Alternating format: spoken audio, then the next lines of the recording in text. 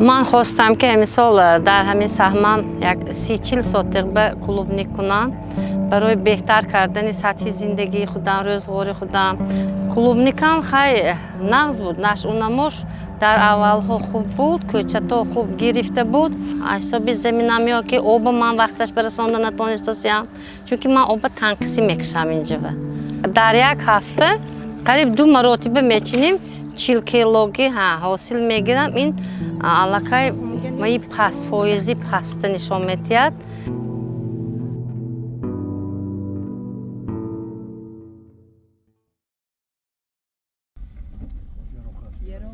من 27 سال آموزگاری کردم.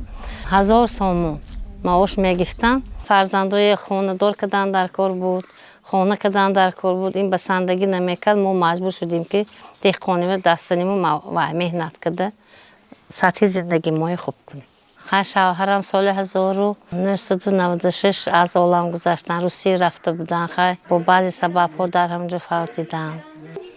2 فرزندم، فرزندام نانی حلال که خورنده پوشانده به وای رسوندم. یک تا فرزندم خانوندم، یک تاش به افسوس که مبلغ نبود که من وهای خانوانده معلومات عالی‌دار کنم. گرچنده که معلومات عالی‌دار کردم، یک جای کار خوب نبود که وای کار کنم، معاش خوب نبود. باید مجبور شد که مهاجرت مهنتی و رفت. هر دوشون عائله دار. در یک حولی 2 کلین کتی 6 نبیره کتی زندگانی میکنه.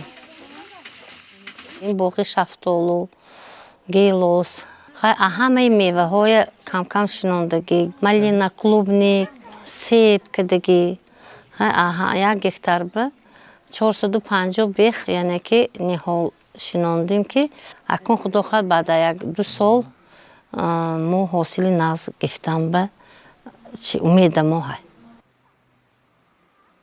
در اول من بیشتر با مالینا پروری مشغول بودم. مالینا ما بیشتر قرغیز ها میخریدن. سرحد که محکم شد تماما ما یعنی که محصولات داده نمیتونیم، داد و گرفت نیست تا حتی راه ها محکم. پیش اونجا پخت تینگ تینگ بود، ما پخت ما رفته تینگ تینگ کرده می آمدیم. من کلوبنیک ما بازار بود و ها بازار با اومده اما محصولات خریداری میکرد. ما محصولات های می بودیم، انگیش خریداری میکردیم. از این نرخ انگیش قیمت شدگی ما انگیش دست کرد نمیتونیم برای زمستان. شب زمستان به من برق لیمیتی برق میمورد. به سالهای پیشین از قرغیز ها میگرفتیم، حاضر باشد از همین وهای خودمون میگیریم، ذخیره میکنیم. حاضر به من ذخیره های از حساب هم دهقانی ها که دستم خیلی که پرزیدنت ما میگن که 3 ساله ذخیره باید که کنید. موش ذخیره میکنم، لوبیا ذخیره میکنم، همین نمودهای محصولات ها همش ذخیره میکنیم. گرونجان ذخیره میکنیم، روغن هم ذخیره میکنیم از حساب فروش محصولات ما. علاقه کمتر همین ذخیره کردگی های خوری مگر خودش بهار شده میمونه. با از ماه مای حاصل من سر میشد، اوج میگیرد، جوش میگیرد. من با حاصل فروخته زندگی پیش میبرم. من عصبی که کمتر بیمار شدم، یک مدتی معین حاضر در خانه هستم. اصلش من کسلی بیماری کوک سرطراز می باشم. معیوبی گروه دویم کتی 415 سومون نفقه میگیرم که این علاقه من به نه برای طبابتمون نه برای وی بسندگی میکنم. من باید که اپراسیون کنم. 30,000 35,000 سومون برای هر 2 کارسی من خودشتگی مبلغ ها کفایگی نه. برای من دهقانی مجبور میشم. برای من یک بار به طبابت هم تو موندم که مبلغ کفایگی نمیکند، هم ضرر کرد داروها برای ژلوت کمون.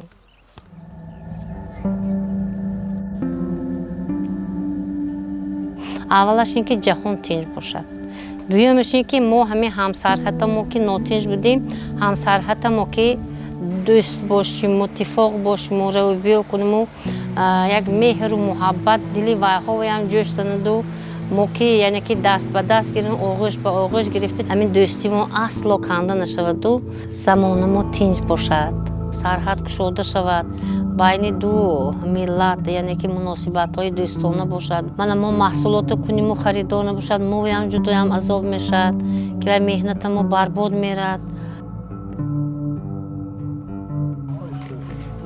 آرزوم فقط تیم دیکن تیم مهنت کنم تیم با خودم هم آباد باشم و خوشرو باشم و زیبا باشم و جوانیم با این حرکت میکنم که کن